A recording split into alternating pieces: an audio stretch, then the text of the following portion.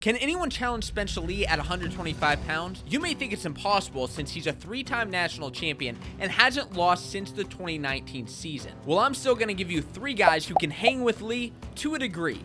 And that's a guarantee.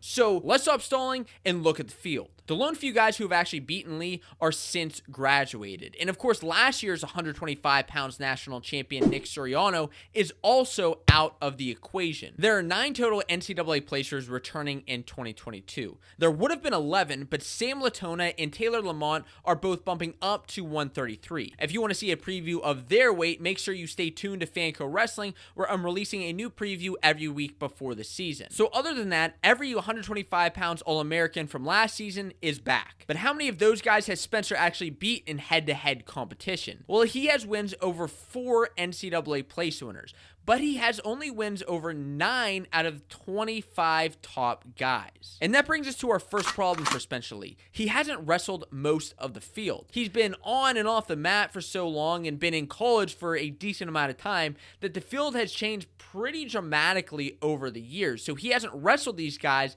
in actual competition. Should that bother Spencer?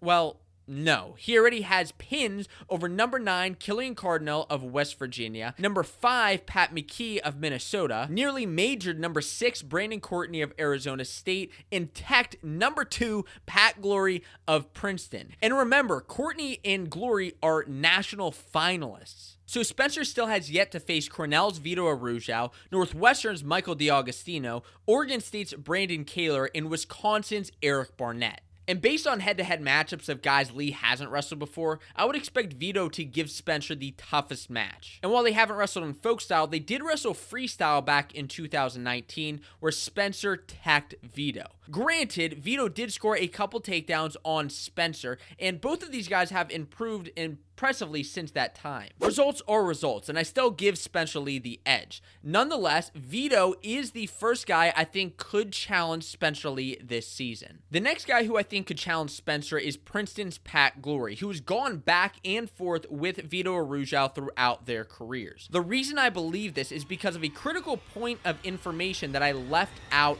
earlier. You see, Spencer did tech Glory once, but their next match was a 12-6 decision. Still in favor of Lee, but showing improvement on Glory's part. So how did that happen? Well, that brings us to our second problem for Spencer Lee. It's that the field is absolutely gunning for him on his quest for a 4th title. And that's just what Glory did when he met Spencer at the 2019 Midlands. He was down 12-0 when he started mounting a comeback. Yes, he still lost, but he showed true grit. And the more times guys wrestle each other, usually the closer results are. And frankly, when you step out on the mat against Spencer Lee, the expectation is to get taken down, tilted, and tacked. And speaking of takedowns, why don't you blast up with that like button if you don't think any of these guys will beat Spencer Lee this season. But back to my point about the expectations is that what is there to lose when you're about to go out there and get clobbered?